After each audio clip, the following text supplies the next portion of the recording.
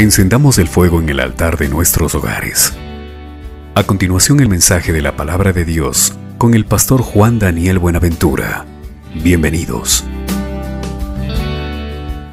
Muy buenos días, amada iglesia. Feliz domingo. Reciban todos ustedes un cordial saludo. Que el Señor sea bendiciéndoles en este tiempo, bendiciéndonos la iglesia, bendiciendo sus vidas, sus familias. Acompáñame a orar para que iniciemos este tiempo de la palabra del Señor en la presencia de nuestro Dios. Amén. Padre, gracias por este nuevo domingo, gracias por este nuevo día, gracias por tu palabra, gracias porque sé que lo que hoy nos vas a enseñar o a recordar también es muy importante para nuestras vidas, para las vidas de otros que apenas están por conocerte, Señor. Que esto que hoy tú nos vas a hablar nos sirva para ponerlo por obra en nuestras vidas y también tener la oportunidad de enseñarlo a otras personas que aún no conocen de la salvación, no conocen de el regalo precioso de la obra redentora tuya en la cruz. Úsanos para que esas buenas nuevas lleguen a la vida y a los corazones de los que aún no te conocen. Te lo pedimos en el nombre de Jesús. Amén y amén. Bueno, amada iglesia, el tema de hoy, el título de nuestro tema de hoy, basado en la serie que estamos estudiando, Enséñanos a orar, del Evangelio de Lucas, capítulo 11. El tema de hoy es nuestro Salvador. Habíamos visto la última vez un paquete completo en torno a que Dios es nuestro proveedor y vimos que es nuestro sustentador. Hoy vamos a ver que es nuestro Salvador y luego dentro de 8 días vamos a continuar con parte de lo que hoy no vamos a alcanzar. Entonces dentro de 15 ya veremos lo que se llama nuestro protector. Recuerden que dijimos que íbamos a dividir en dos la enseñanza del Padre Nuestro. La primera es toda esa parte donde se glorifica al Señor.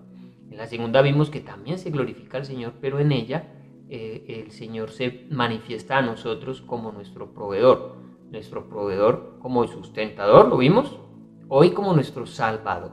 Entonces iniciemos nuestro estudio de hoy leyendo en Lucas capítulo 11, versículo 4, la primera parte del versículo dice: y perdónanos nuestros pecados, porque también nosotros perdonamos a todos los que nos deben.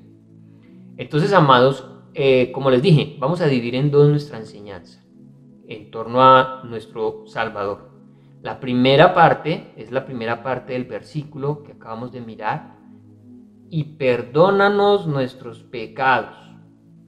Y dentro de 8 días veremos la segunda: porque también nosotros perdonamos a todos los que nos deben. Así que comencemos. ¿Por qué entonces vincular dentro de la oración del Padre Nuestro, dentro de nuestras oraciones diarias, el momento en el que le pedimos: Señor, perdónanos? Resulta que la necesidad, incluso más importante que cualquier otra, más importante que el sustento, que la comida, que lo que tú quieras, la necesidad más importante, más apremiante que tiene el ser humano es la necesidad de perdón. Porque finalmente, si no somos perdonados, nos espera simplemente el juicio de Dios, el castigo eterno por nuestros pecados. Mira lo que dice la palabra en torno a esta principal necesidad que tenemos nosotros los seres humanos en Mateo 16, 26. Dice el Señor: porque ¿qué aprovechará al hombre si ganare todo el mundo y perdiere su alma? ¿O qué recompensa dará el hombre por su alma? Mis amados, ¿de qué nos sirve a nosotros tenerlo todo en esta tierra, suplir todas nuestras necesidades físicas, materiales, emocionales, todas? Pero al morir seamos condenados. Dice aquí, ¿de qué le sirve al hombre eso? Y también dice que así tuviera todos los recursos sobre la faz de la tierra, jamás podría comprar la salvación de su alma. por eso es que se hace tan necesaria y tan urgente nuestra oración: perdona nuestros pecados. Pero, ¿qué es el pecado? ¿Por qué hablamos tanto del pecado? Muchas personas incluso piensan que el pecado es un concepto religioso, que los religiosos son los únicos que hablan de pecado, pero que realmente el pecado no tiene ningún efecto sobre nuestras vidas. Mira, tiene efectos hoy y tiene efectos en la vida eterna, después de esta vida. El pecado es lo que ha generado en medio de nosotros cosas como la destrucción de los hogares, las enfermedades, incluso la misma muerte. El pecado corrompe la mente, los pensamientos, los sentimientos, las emociones, daña todo lo que toca. El mundo está como está, es a causa precisamente del pecado. O sea, el pecado realmente afecta, realmente existe. Y dice el apóstol Pablo en Romanos 6:23, porque la paga del pecado es muerte. ¿Sabes por qué tú mueres? ¿Sabes por qué morimos? No nos quedamos, como dicen muchos, para semilla. ¿Por qué no nos quedamos en esta tierra viviendo por siempre? Por el pecado. El pecado nos lleva a la muerte. Originalmente Dios nos hizo para ser eternos, para no morir, pero el pecado que se introdujo al mundo nos lleva a morir, nos lleva a enfermar, nos lleva a vivir las tristezas, las angustias, las afugias. O sea, el pecado es una cosa muy seria que nos está realmente afectando. Y no es un concepto religioso solamente, es algo en lo que tú tienes que hoy prestar atención, porque seguramente vas a encontrar la razón por la cual estás viviendo lo que estás viviendo y no sabías la causa. La causa es el pecado. Y entonces comprender que muchos de los problemas que vivimos en la actualidad son a razón de nuestro pecado y son graves y los queremos resolver. Pero es más importante resolver lo que tiene que ver con el pecado a razón de la vida futura y de la relación que tenemos con el Señor. Mira lo que dice la palabra en Efesios capítulo 2, versículo 1, versículo 3 y versículo 12. Mira lo que dice. Efesios 2, 1 dice: y Él os dio vida a vosotros cuando estabais muertos en vuestros delitos y pecados. De manera que cuando uno no se ha arrepentido de sus pecados, la condición espiritual de esa persona es de muerte. Ahora mira lo que dice Efesios capítulo 2, versículo 3. Entre los cuales también todos nosotros vivimos en otro tiempo en los deseos de nuestra carne, haciendo la voluntad de la carne y de los pensamientos. Y éramos por naturaleza hijos de ira, lo mismo que los demás. Así que a razón del pecado, la relación que tenemos con Dios no es de hijos amados, sino de hijos de ira. Es decir, hay un enojo de Dios contra el ser humano que no se ha arrepentido de sus pecados. Tener a Dios enojado con uno es una cosa terrible y es a causa del pecado.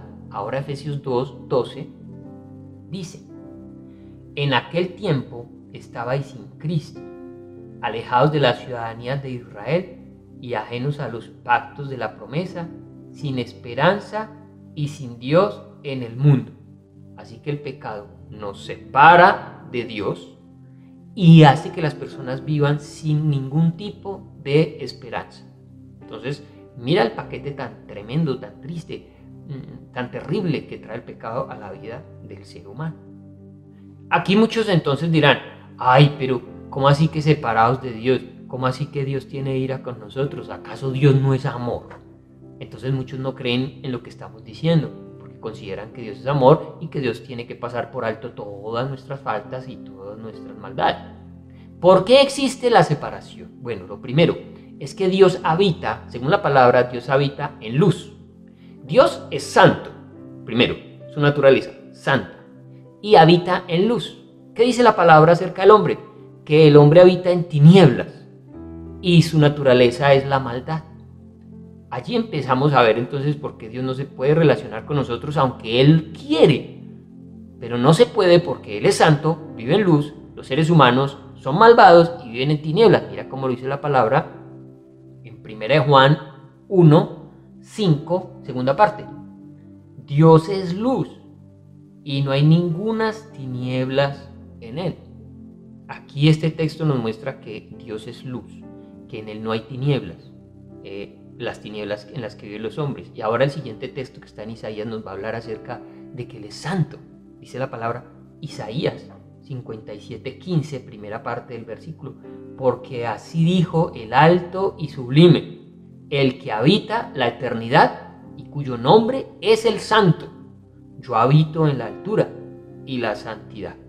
Entonces tenemos a un Dios que está en luz y que es santo, que habita en un lugar de luz y de santidad. Pero el hombre, ¿en qué condición está el hombre? Miremos el texto que dice Juan 3:19. Y esta es la condenación, que la luz vino al mundo y los hombres amaron más las tinieblas que la luz, porque sus obras eran malas. Entonces los hombres aman más las tinieblas que la luz, a razón de que los hombres aman la maldad y no la bondad.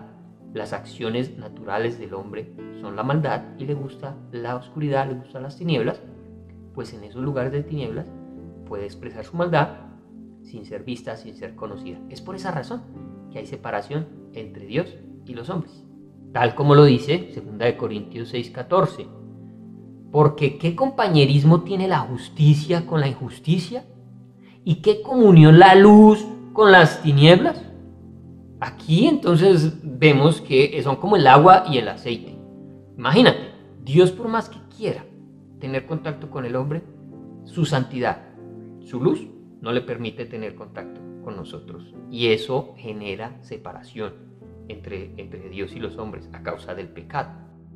Como también Isaías 59:2 dice: pero vuestras iniquidades han hecho división entre vosotros y vuestro Dios, y vuestros pecados han hecho ocultar de vosotros su rostro para no oír.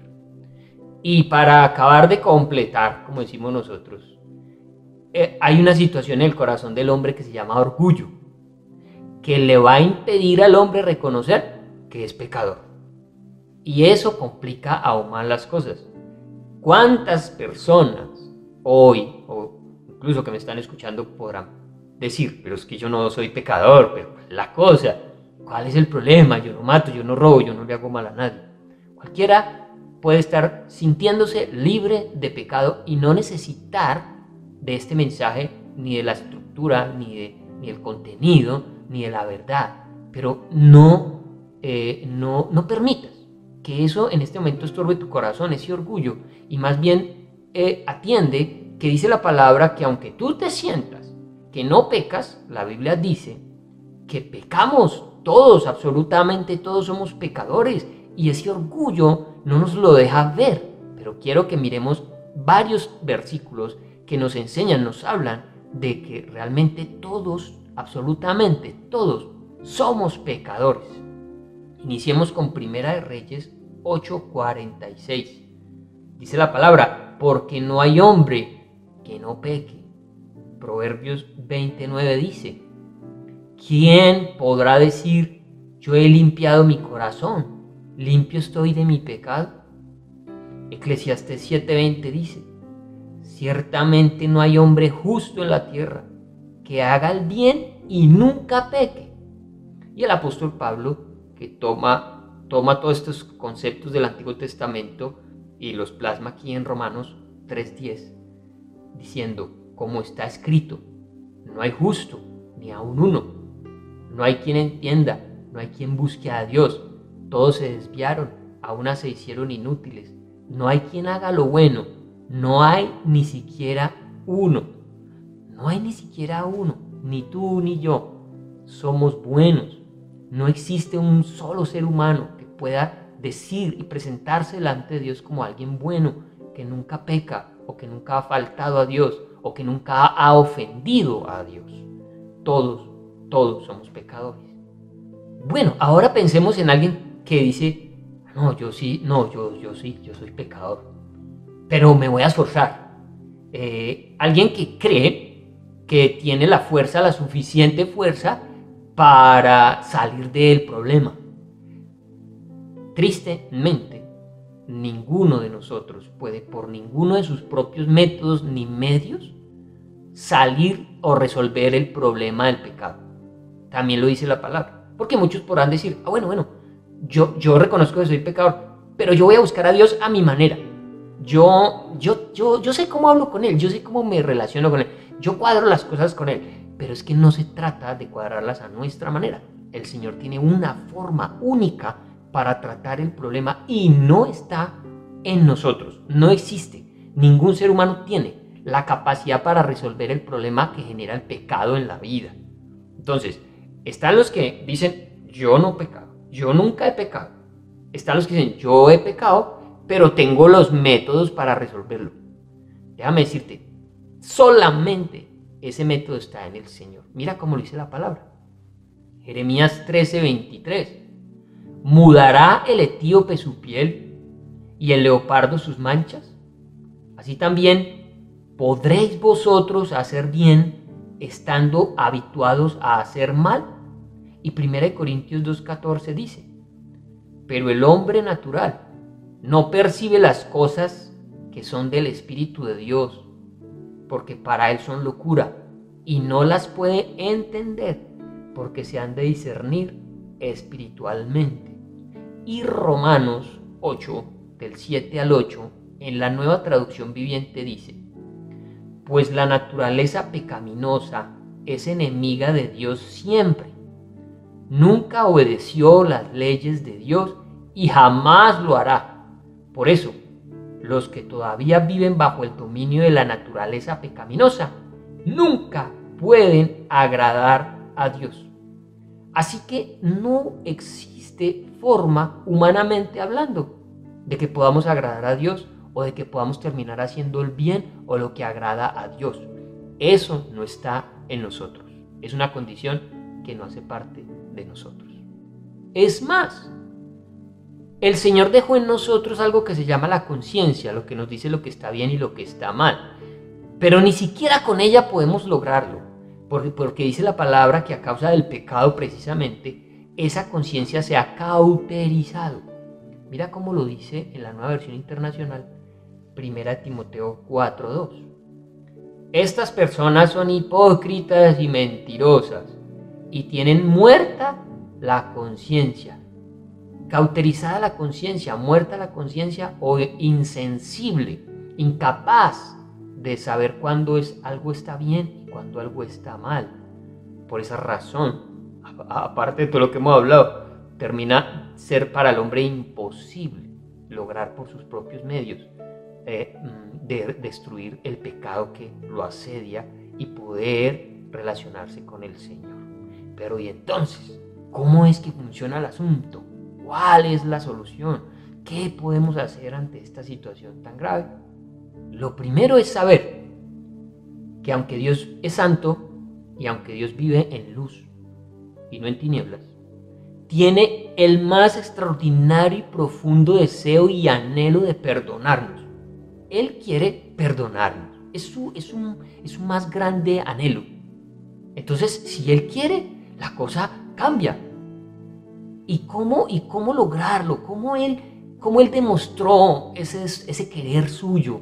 Que aunque su naturaleza se lo impedía por ser santo y por vivir en luz inaccesible, aunque su naturaleza se lo impedía, Él a través de su Hijo Jesucristo lo logró. Es a través de Jesucristo que Él demostró ese deseo profundo que hay en su corazón de perdonarnos.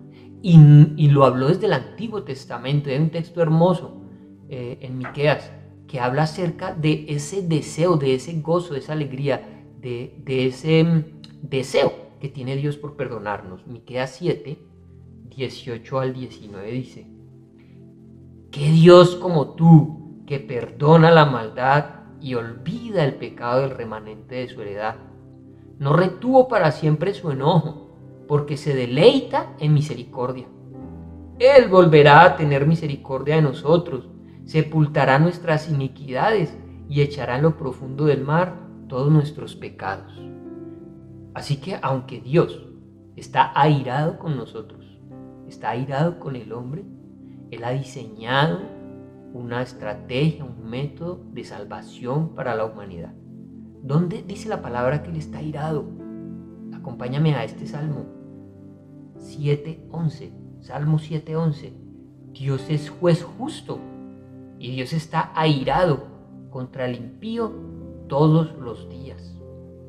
Entonces, él, no queriendo retener más esa ira, decidió tremendamente aplicarla toda contra Jesucristo. Tomó a su Hijo Jesucristo y toda esa ira y todo ese enojo que le producía el pecado de la humanidad, para no tener que cobrárselo a la humanidad, se lo cobra a su Hijo Jesucristo, quien nunca pecó, pero por nosotros, dice la palabra, lo hizo pecado, para que sobre él recayera todo el castigo que merecía nuestra maldad, que merecía nuestro pecado. Mira los textos que hablan acerca de esto en la palabra del Señor. Isaías 53, del 5 al 6 en la Nueva Traducción Viviente, dice: pero él fue traspasado por nuestras rebeliones y aplastado por nuestros pecados. Fue golpeado para que nosotros estuviéramos en paz. Fue azotado para que pudiéramos ser sanados. Todos nosotros nos hemos extraviado como ovejas. Hemos dejado los caminos de Dios para seguir los nuestros. Sin embargo, el Señor puso sobre él los pecados de todos nosotros. También dice la palabra en torno a esto: y a vosotros, estando muertos en pecados y en la incircuncisión de vuestra carne, os dio vida juntamente con él, perdonándoos todos los pecados, anulando el acta de los decretos que había contra nosotros, que nos era contraria, quitándola de en medio y clavándola en la cruz. Mis amados, había un acta, un documento en donde eran anotados día a día nuestros pecados, por los cuales, si no nos arrepentimos, vamos a ser condenados. Pero ¿qué dice la palabra? Que Cristo tomó esa acta y la clavó en la cruz. De esa manera fue anulada esa acta, y eso que estaba en contra tuyo, en contra mío, ya no opera, y ya no vamos a sufrir el castigo que merecíamos, porque Cristo lo sufrió por nosotros. Fue un sacrificio sustitutivo. Lo que debía caer sobre nosotros cayó sobre Jesucristo. Y permíteme, quiero leer esto que condensa de una manera muy extraordinaria la obra de Jesucristo en la cruz. Dice así: de esta manera, al satisfacer la justicia divina por el pago total del castigo, la obra de Cristo en la cruz proveyó perdón total, irreversible y permanente para todo pecado de todos aquellos que ponen su fe en él, que son todos por quienes él murió. Así que todos los pecados por todos aquellos que ponen su fe en él. El punto aquí entonces es poner nuestra fe en él y arrepentirnos. Arrepentirnos, confesar todas las facetas de nuestros pecados, decirle a él, reconociendo, apartando ese orgullo, decirle a él lo que hemos hecho, pedirle perdón por esos pecados cometidos. Una vez que hemos creído en este sacrificio sustitutivo de Cristo en la cruz, a continuación viene pedirle perdón. Y mira cómo lo dice la palabra en torno a este arrepentimiento y a esta confesión, que logra que todo lo que ganó Cristo por nosotros en la cruz se haga efectivo en nuestras vidas, y toda esa maldición del pecado ya no obra sobre nosotros. Ya lo que viene sobre nosotros es la bendición del Señor. Mira cómo obra esto tan maravilloso en 1 Juan 1, del 8 al 9, dice la palabra: si decimos que no tenemos pecado, nos engañamos a nosotros mismos y la verdad no está en nosotros. Pero si confesamos nuestros pecados, Él es fiel y justo para perdonar nuestros pecados y limpiarnos de toda maldad. Y limpiarnos.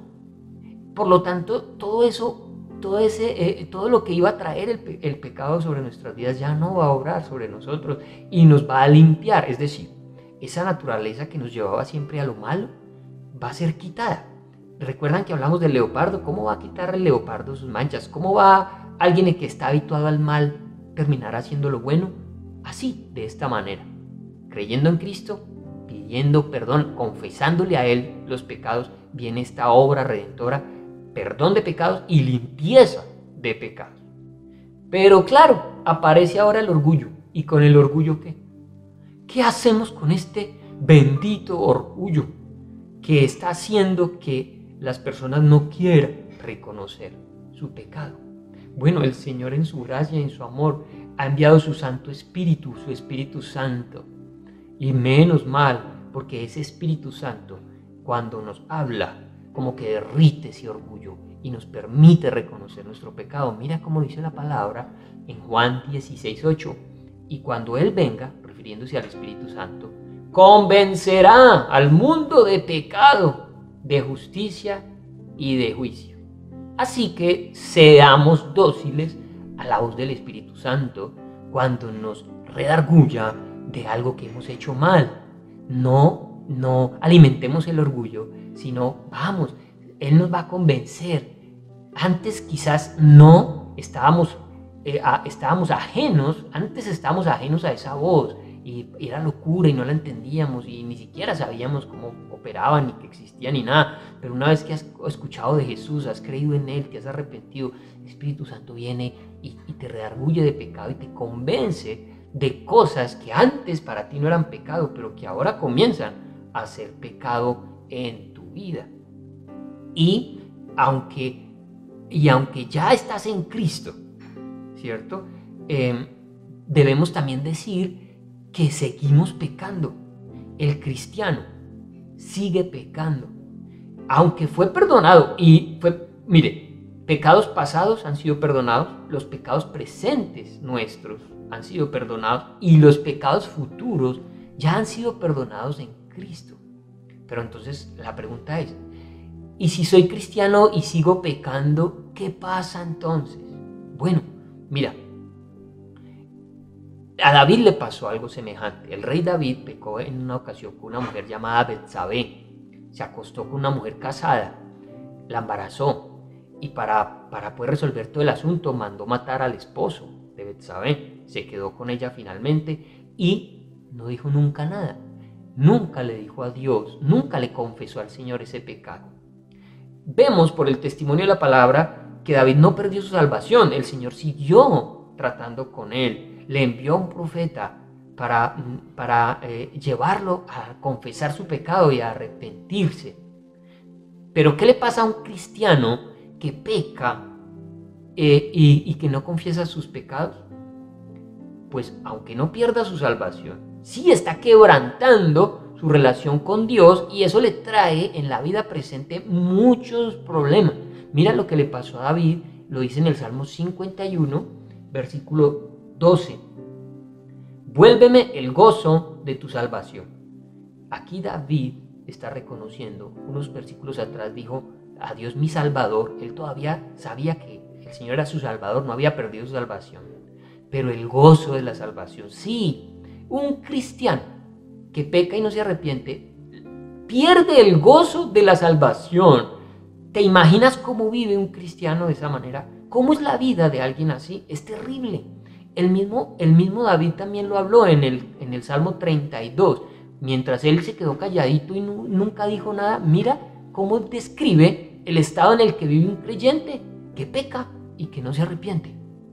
Salmo 32, del 3 al 4 dice: mientras callé, se envejecieron mis huesos, en mi gemir todo el día, porque de día y de noche se agravó sobre mí tu mano, se volvió mi verdor en sequedades de verano. Mis amados, un creyente que no confiesa sus pecados vive esta terrible situación que vivió David. Se agrava el dolor, se siente la presión, lo verde se marchita, la vida del creyente se marchita y solamente hasta que reaccione como lo hizo David y pida perdón, no va a volver a recibir ese gozo de la salvación y a volver a experimentar la paz, la tranquilidad, la alegría de haber restablecido la relación con el Señor. Por eso, y ya para que terminemos nuestra enseñanza de hoy, el cristiano tiene la necesidad, la urgente necesidad de arrepentirse y de confesar sus pecados diariamente.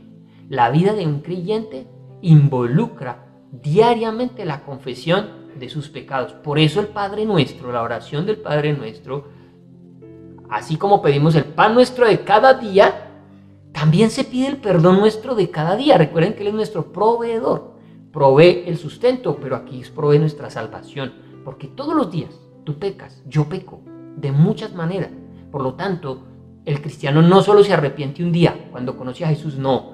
El cristiano se arrepiente todos los días, porque todos los días peca.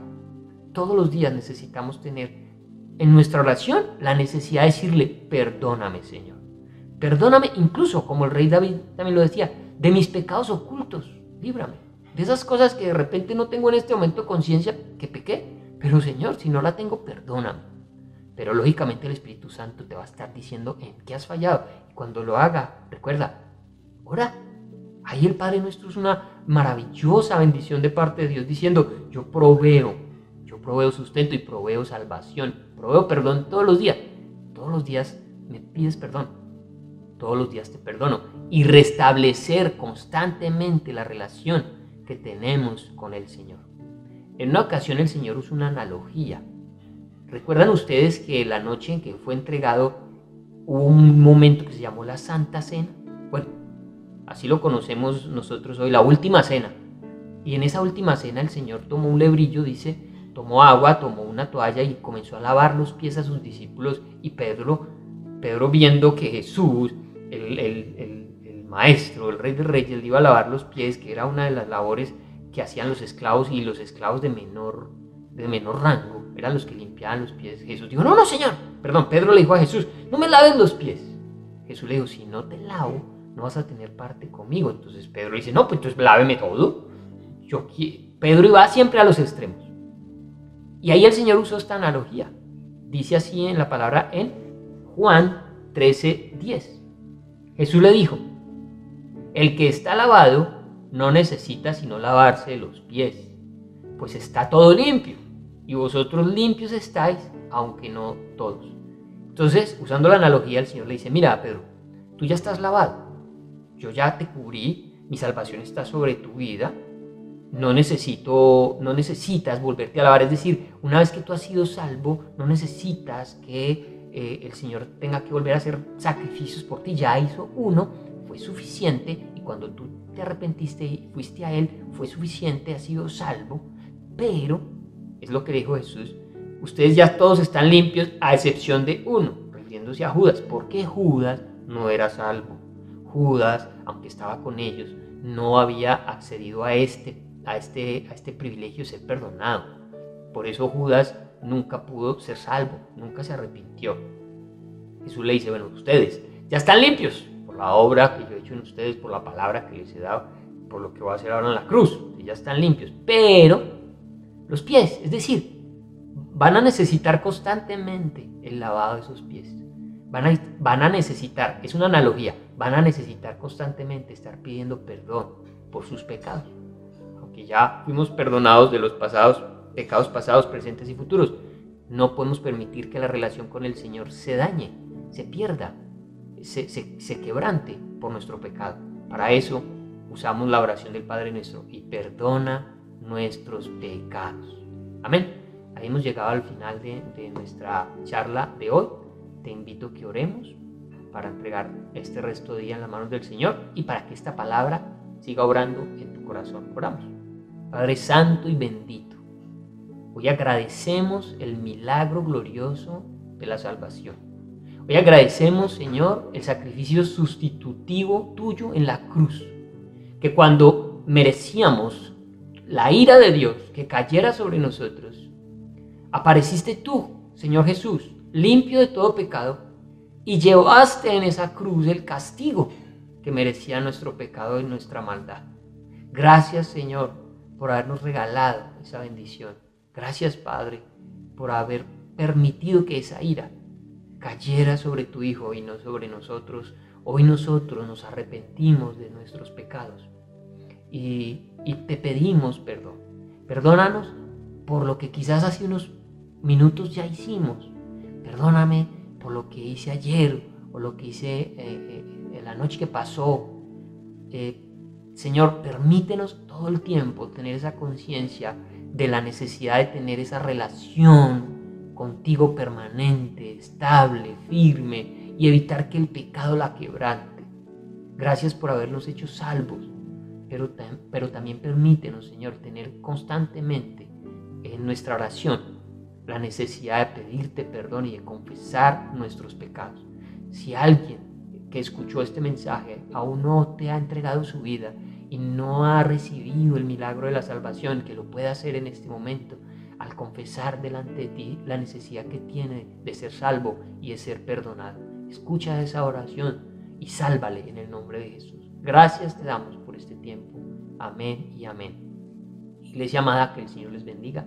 Les deseo un feliz resto de domingo, un domingo maravilloso en familia, con el gozo que da la salvación, ese gozo precioso de poder ir al Señor, pedirle perdón y estar constantemente fortaleciendo nuestra relación con Él. Que el Señor les bendiga grandemente. Nos estaremos viendo próximamente.